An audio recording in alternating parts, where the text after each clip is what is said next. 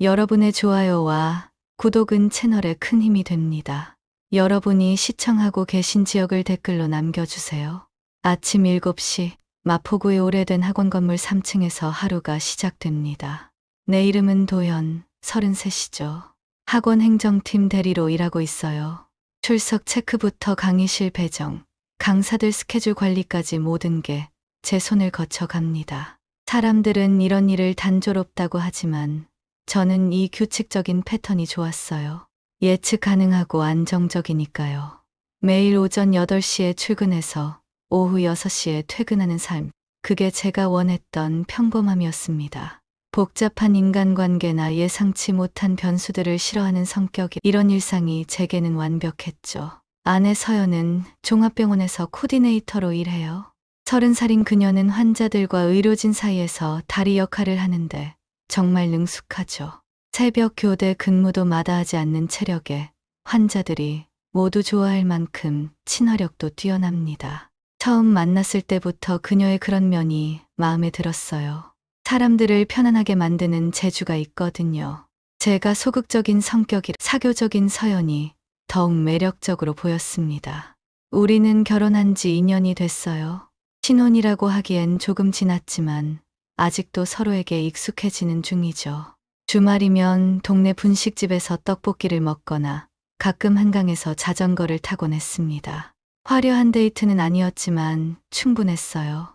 서연도 그런 소소한 일상을 좋아하는 것 같았거든요. 둘 다 소박한 행복을 추구하는 타입이라고 생각했죠. 오늘 늦어? 아침에 출근 준비를 하는 서연에게 물었습니다. 글쎄, 장비업체 미팅이 있어서 좀 늦을 것 같아. 그녀는 거울을 보며 립스틱을 바르면서 대답했어요. 그때만 해도 그냥 그럴 수 있다고 생각했죠. 병원 일이 원래 불규칙하니까요. 의료진들의 스케줄이 복잡하다는 건 이미 알고 있었고, 서연의 업무 특성상 갑작스러운 일정 변경도 흔한 일이었거든요. 저희 집은 마포구의 작은 투룸 아파트예요.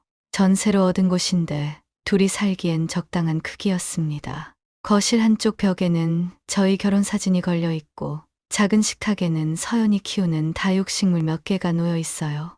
평범하지만 우리만의 공간이었죠. 창문 너머로 보이는 한강이 가끔 반짝이는 모습이 마음을 편안하게 해줬습니다. 퇴근 후에는 보통 함께 저녁을 해 먹었어요. 서연이 요리를 잘하는 편이라 제가 설거지를 담당했습니다. 그러고 나서 소파에 앉아 텔레비전을 보거나 각자 스마트폰을 들여다보며 시간을 보냈죠. 특별할 게 없는 일상이었지만 그 평범함이 좋았어요. 서연은 가끔 병원에서 있었던 일들을 이야기해 줬는데 환자들의 감동적인 이야기나 동료들과의 재미있는 에피소드를 들려주곤 했습니다. 저도 학원에서 벌어지는 소소한 일들을 공유했죠. 그런 대화가 우리를 더 가깝게 만들어주는 것 같았어요. 주변 사람들은 저희를 부러워했습니다. 결혼 2년 차에도 저렇게 사이좋게 지내내라며 말이죠. 실제로 우리는 큰 다툼도 없었고 서로를 배려하며 살았어요.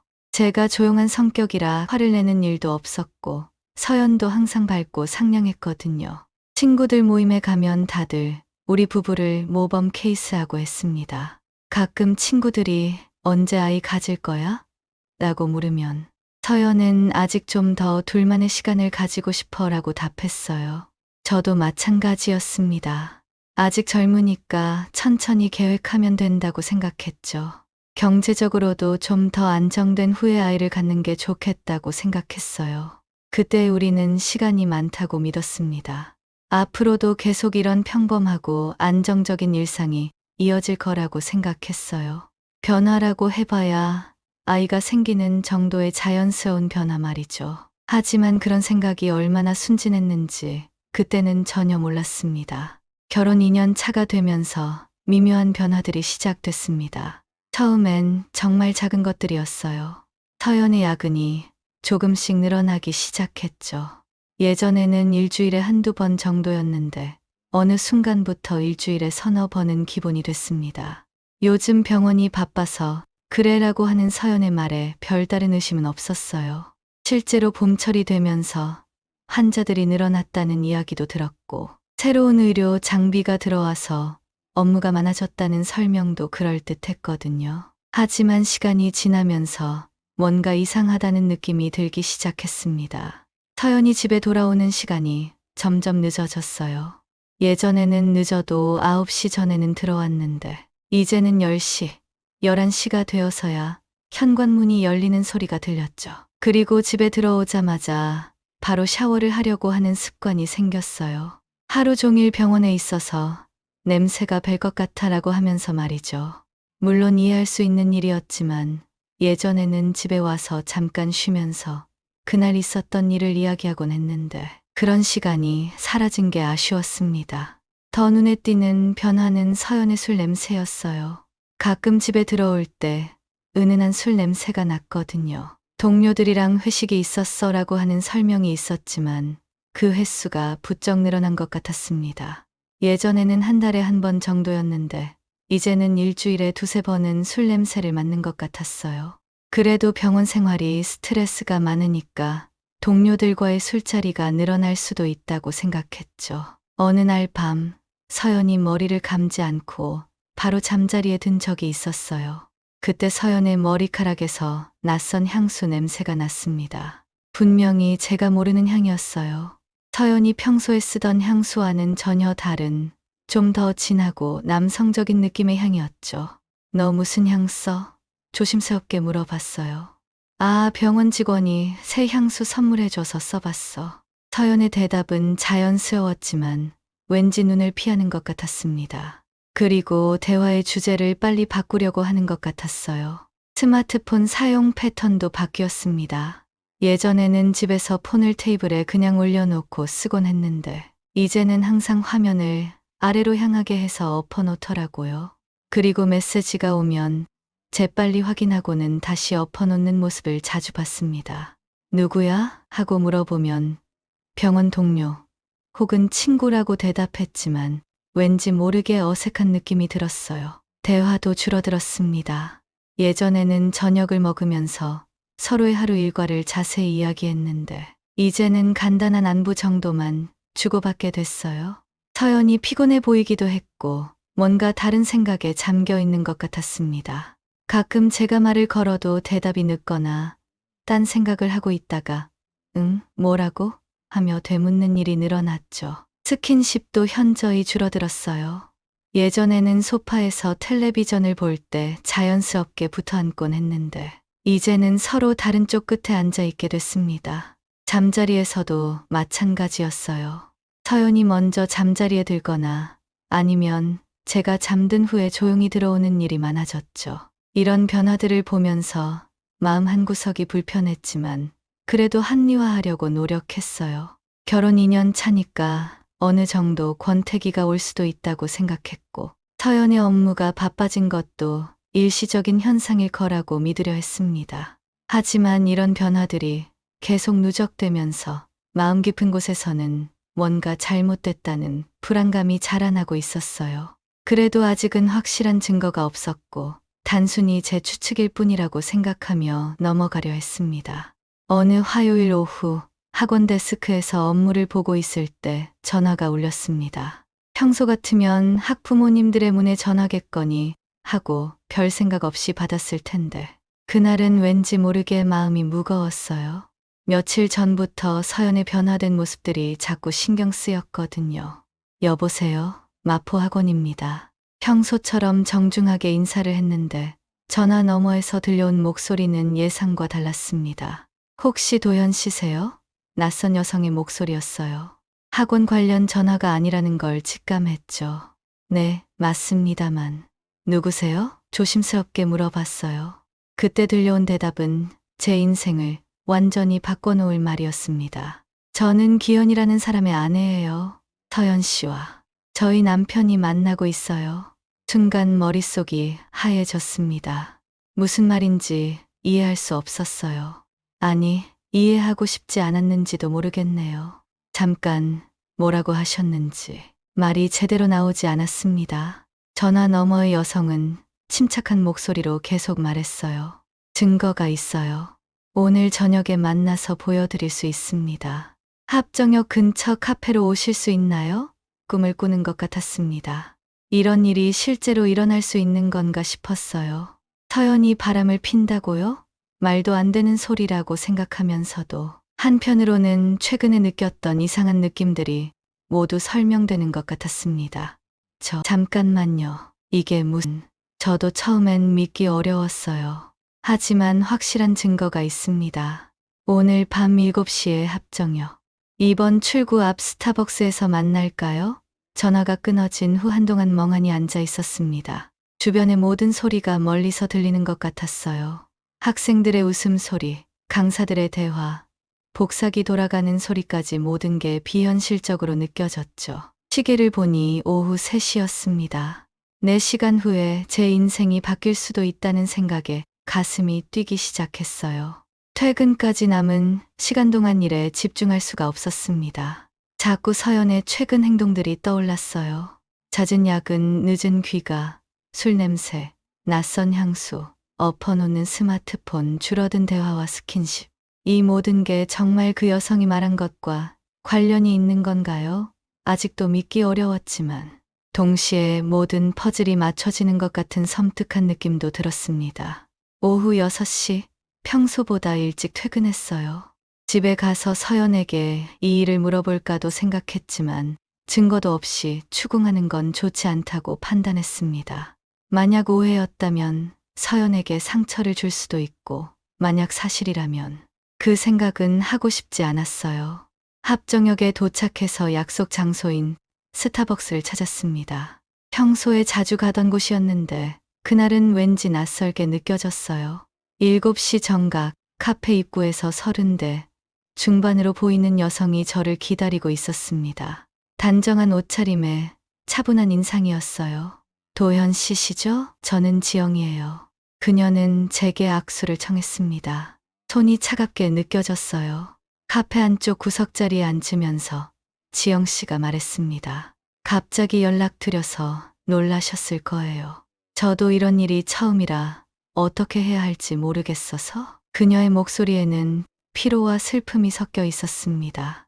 제가 겪고 있는 충격과 혼란을 그녀도 먼저 겪었을 거라는 생각이 들었어요. 증거라고 하신 게 조심스럽게 물었습니다. 지영 씨는 가방에서 투명 파일을 꺼냈어요. 이걸 보시면 이해하실 거예요. 지영 씨가 테이블 위에 놓은 투명 파일을 보는 순간 제 손이 떨리기 시작했습니다. 파일 안에는 여러 장의 종이들이 정리되어 있었어요. 맨 위에 있는 것은 모텔 영수증이었습니다. 영수증에 적힌 날짜를 보니 지난달 화요일이었어요. 그날 서연이 야근한다고 했던 날이었죠. 이것만이 아니에요. 지영 씨가 영수증 밑에 있던 다른 서류들을 보여줬습니다. 총 15장의 모텔 영수증이 시간 순으로 정리되어 있었어요. 날짜들을 확인해 보니 모두 서연이 늦게 들어온 날들과 일치했습니다. 가슴이 쿵쾅거리기 시작했어요. 어떻게 이런 걸. 제 남편이 법인카드를 쓰거든요. 매월 명세서를 확인하다가 이상한 결제 내역을 발견했어요. 지영 씨의 설명이 이어졌습니다.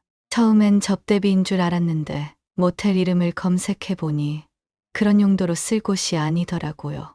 다음으로 그녀가 보여준 건 사진들이었습니다. 병원 주차장에서 찍힌 것 같은 CCTV 화면 캡처였어요. 화질이 선명하지는 않았지만 서연의 차 옆에 서 있는 남성의 모습이 보였습니다. 키가 크고 마른 체형의 남성이었어요. 이 사람이 제 남편 기현이에요. 병원의 의료기기를 납품하는 영업사원이죠. 그제서야 서연이 말했던 장비업체 미팅의 의미를 알 수 있었습니다. 미팅이 아니라 만남이었던 거예요. 하지만 가장 충격적인 건 그 다음에 나온 스마트폰 메시지 캡처들이었습니다. 지영 씨가 남편 핸드폰에서 발견한 대화 내용들이었어요. 오늘 밤 기대된다. 남편 늦는 날이라 괜찮아. 이 메시지를 보낸 사람의 이름은 서연이었습니다. 제 아내의 이름이었어요. 다른 메시지들도 있었습니다. 오늘 오후 3시에 평소 장소에서. 미안해. 오늘은 남편이 일찍 와서 못 나가겠어. 내일은 확실히 시간 될 것 같아. 메시지들을 읽으면서 속이 뒤틀리는 것 같았습니다. 이게 정말 제 아내가 보낸 메시지들인가요? 평소에 저에게는 그렇게 다정하고 상냥했던 서연이 다른 남자에게는 이런 메시지를 보내고 있었다는 게 믿어지지 않았어요. 언제부터인지 아세요? 겨우 목소리를 내어 물었습니다. 확실한 증거가 나온 건 3달 전부터예요. 하지만 제가 느끼기엔 더 오래된 것 같아요. 지영 씨의 대답에 다시 한번 충격을 받았습니다. 3달이면 꽤 오랜 시간이었어요. 그동안 저는 아무것도 모르고 있었던 거죠. 더 있어요. 지영 씨가 마지막 서류를 꺼냈습니다. 그것은 차량 내부를 찍은 사진이었어요. 운전석과 조수석에 앉아있는 두 사람의 모습이 선명하게 보였습니다. 서연과 기현이었어요. 두 사람이 차 안에서 포옹하고 있는 모습이었습니다. 이 사진을 보는 순간 더 이상 현실을 부정할 수 없다는 걸 깨달았어요. 커피 맛이 사라졌습니다. 아니, 모든 감각이 마비된 것 같았어요. 지영 씨가 조심스럽게 말했습니다. 저도 처음엔 믿고 싶지 않았어요. 하지만 증거가 너무 명확해서. 왜 저에게 알려주신 거예요? 제가 물었습니다. 같은 피해자니까요. 그리고 이런 일을 혼자 감당하기엔 너무 힘들어서. 지영 씨의 눈에 눈물이 맺혔습니다. 저희 결혼한 지 5년 됐어요. 아이도 있고 그제서야 지영 씨도 저와 같은 고통을 겪고 있다는 걸 깨달았습니다. 어쩌면 저보다 더 큰 고통일 수도 있겠다고 생각했어요. 아이가 있다면 이혼을 결정하는 것도 훨씬 복잡할 테니까요. 앞으로 어떻게 하실 생각이세요? 지영 씨가 물었습니다. 솔직히 아직 아무 생각이 나지 않았어요. 이 모든 상황이 너무 갑작스러웠고 어떻게 대처해야 할지 전혀 모르겠었습니다. 일단 시간이 필요할 것 같아요. 저는 이혼을 생각하고 있어요. 변호사도 만나봤고요. 지영 씨의 말에 놀랐습니다. 벌써 그런 결정을 내렸다는 게 믿어지지 않았어요. 법적으로 어떻게 되는 건가요? 불륜의 경우 상간 소송을 할 수 있어요. 저는 서연 씨를, 당신은 제 남편을 상대로요. 상간 소송이라는 말을 처음 들어봤습니다.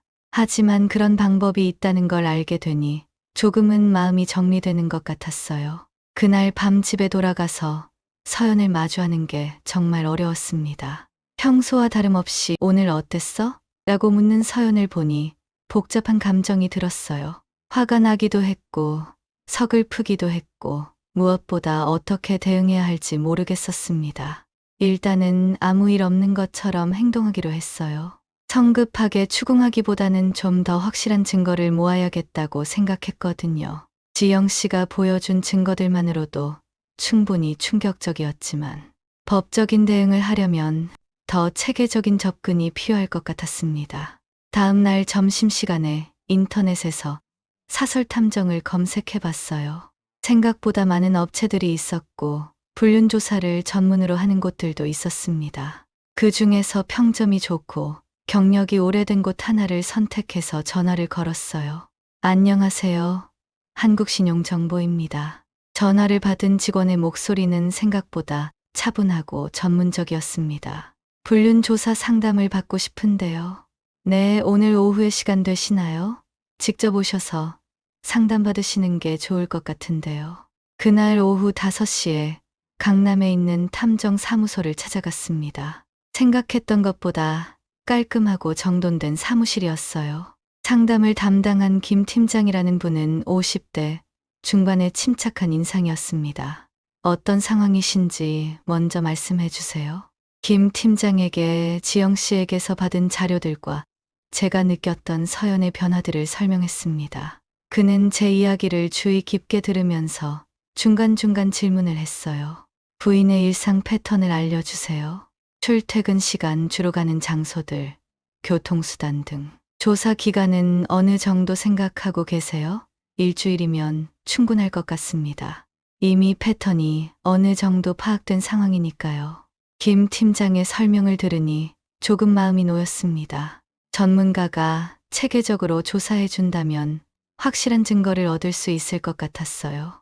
비용은 어느 정도 드나요? 일주일 집중조사의 사후 보고서 작성까지 포함해서 200만 원입니다. 법정 증거로 활용 가능한 수준으로 작업해 드려요.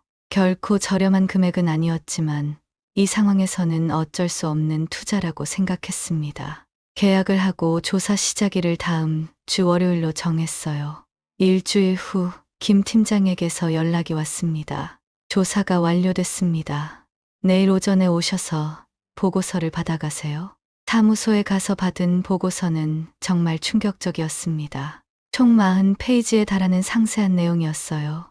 서연과 기현의 만남 패턴이 시간 순으로 정리되어 있었고 사진과 동영상 자료들도 포함되어 있었습니다. 화요일과 목요일, 일주일에 2번씩 규칙적으로 만나고 있었어요. 보통 오후 3시쯤 병원 근처 카페에서 만나서 커피를 마신 후 오후 5시쯤 모텔로 이동하는 패턴이었습니다. 그리고 저녁 8시쯤 모텔에서 나와서 근처 술집에서 한두 시간 더 시간을 보낸 후 헤어지는 것이 일반적인 코스였죠. 가장 결정적인 증거는 차량 내부에서 촬영된 영상이었습니다. 고화질 카메라로 촬영된 영상에는 두 사람이 차 안에서 키스하고 포옹하는 모습이 선명하게 담겨 있었어요. 더 이상 변명의 여지가 없는 명백한 불륜의 증거였습니다. 보고서 마지막 부분에는 법적 대응 방안에 대한 김 팀장의 의견이 적혀 있었어요. 현재 수집된 증거만으로도 이혼 소송과 상간 소송에서 충분히 승소할 수 있을 것으로 판단됩니다. 특히 규칙적이고 지속적인 만남의 패턴, 물리적 접촉을 보여주는 영상 자료, 그리고 모텔 이용 내역 등은 법정에서 매우 유력한 증거가 될 것입니다. 이 보고서를 받고 나니 마음이 정리되기 시작했어요. 이제 더 이상 의심이나 추측의 단계가 아니었습니다. 명확한 사실이었고 이에 대해 적절한 법적 대응을 해야 할 때였죠. 감정적으로는 여전히 힘들었지만 적어도 무엇을 해야 할지는 분명해졌습니다. 탐정 보고서를 받은 다음 날 김 팀장에게서 추가 연락이 왔습니다. 조사 과정에서 흥미로운 사실을 하나 더 발견했어요. 시간 되실 때 한 번 더 오시죠. 궁금한 마음에 바로 사무소로 향했어요. 김 팀장은 새로운 파일을 꺼내며 말했습니다. 두 사람의 과거 관계를 조사해 봤는데 단순한 우연의 만남이 아니더라고요. 파일에는 대학교 동아리 활동 사진들이 있었습니다. 봉사 동아리 함께하는 손길이라는 이름의 동아리였어요. 사진 속에는 젊은 시절의 서연과 기현이 함께 있는 모습이 보였습니다. 다른 동아리 멤버들과 함께 찍은 단체 사진도 있었고 둘이서만 찍은 사진도 몇 장 있었어요. 이 두 사람, 대학 시절의 사귀었던 사이였습니다. 약 1년 반 정도 교제했던 것으로 확인됩니다. 김 팀장의 설명을 들으니 모든 게 이해되기 시작했어요. 단순한 불륜이 아니라 과거 연인과의 재회였던 거죠. 언제부터 다시 만나기 시작했는지도 확인했습니다. 작년 10월쯤부터예요. 작년 10월이면 제가 서연에게 아이 갖는 것에 대해 본격적으로 이야기하기 시작했던 시기였습니다. 그때 서연이 아직 조금 더 기다리자고 했던 이유를 이제야 알 것 같았어요. 아이를 가질 생각이 없었던 게 아니라 다른 남자와의 관계 때문에 망설였던 거였죠. 처음 재회는 우연이었던 것 같아요. 기현 씨가 병원에 영업차 방문했다가 서연 씨를 알아본 거죠. 그날 저녁에 근처 카페에서 만나서 옛날 이야기를 나눈 게 시작이었습니다. 김 팀장은 두 사람의 초기 만남 과정까지 자세히 조사해 놨더라고요. 정말 치밀하고 전문적인 일처리였습니다. 처음 몇 번은 정말 옛 친구로서의 만남이었을 거예요. 하지만 점차 감정이 깊어지면서 현재와 같은 관계로 발전한 것 같습니다. 이 정보를 얻고 나니 서연의 행동들이 더욱 이해할 수 없었어요. 결혼한 여자가 과거 연인과 다시 만나는 것도 모자라 1년 가까이 그런 관계를 지속해왔다는 게 믿어지지 않았습니다. 그동안 저는 서연을 얼마나 잘못 알고 있었던 걸까요? 법적으로는 이런 과거 관계가 도움이 됩니다.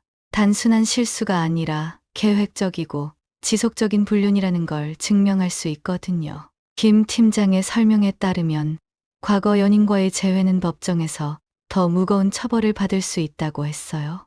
우연한 실수라고 변명하기 어렵기 때문이죠. 그날 밤 집에 돌아가서 서연을 봤을 때의 감정을 표현하기 어려워요. 화가 났지만 동시에 서글펐고 실망스러웠지만 한편으로는 이제야 모든 게 명확해진다는 안도감도 있었습니다.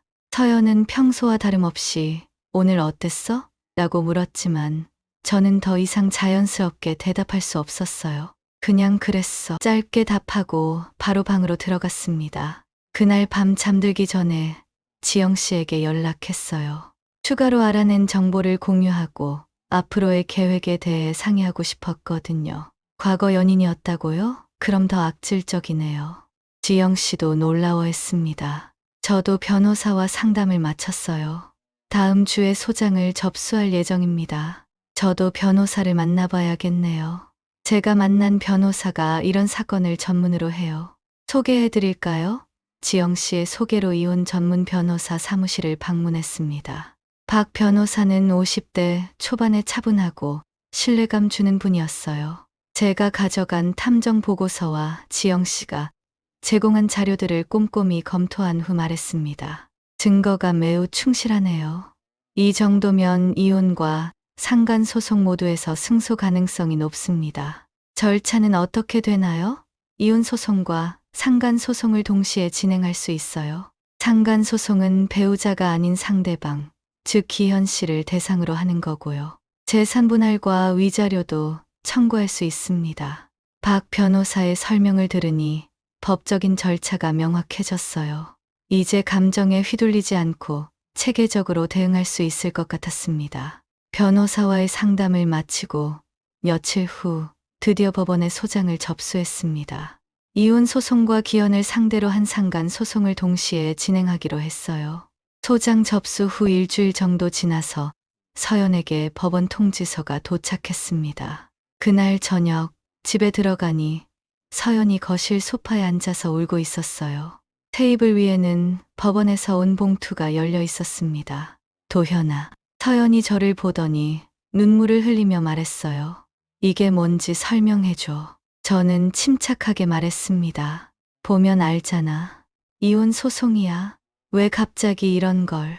우리 대화라도 해보자. 서연은 일어나서 제게 다가왔지만 저는 한 걸음 뒤로 물러섰어요. 대화? 지금까지 너한테 대화할 기회가 없었다고 생각해.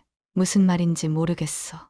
내가 뭘 잘못했는데. 아직도 시침 잃을 때는 서연을 보니 더욱 화가 났습니다. 기현이라는 사람 알지? 이 말을 하는 순간 서연의 얼굴이 하얗게 변했어요. 어떻게 알았냐고? 내가 그 사람이랑 모텔 다니는 것까지 다 알고 있어.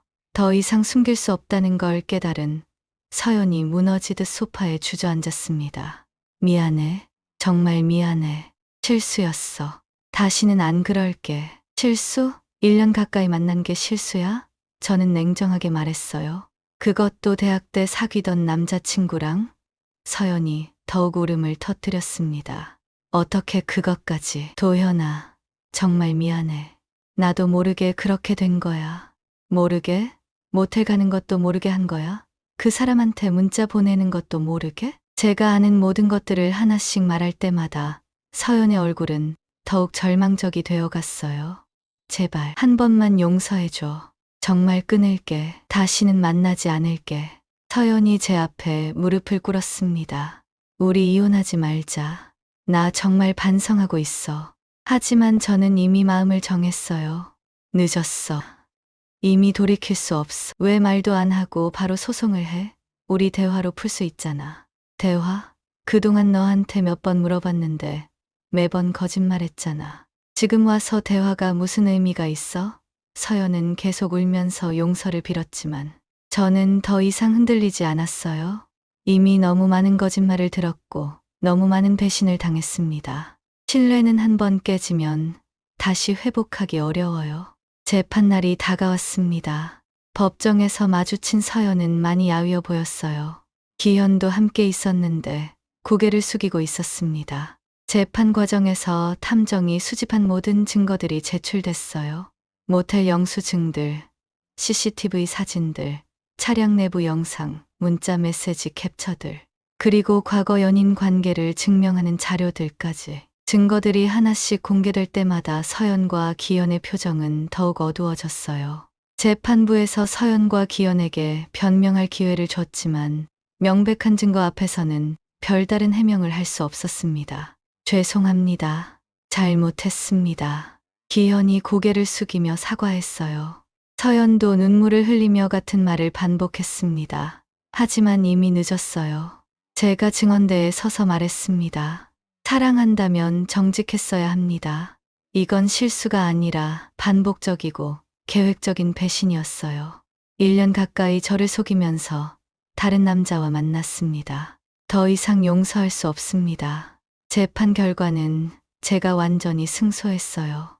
이혼이 인용됐고 서연은 위자료를 지급하라는 판결을 받았습니다. 기현에 대한 상간 소송도 승소해서 고액의 위자료를 받게 됐어요. 법정을 나오면서 서연이 마지막으로 저에게 다가왔습니다. 도현아, 정말 미안해. 나 때문에 이렇게 된 거 알아? 하지만 저는 더 이상 할 말이 없었어요. 이제 각자 길을 가자. 그게 제가 서연에게 한 마지막 말이었습니다. 재판이 끝난 후 몇 달이 지나면서 서연과 기현에게 어떤 일이 일어났는지 간접적으로 알게 됐습니다. 지영 씨를 통해서 들은 소식이었어요.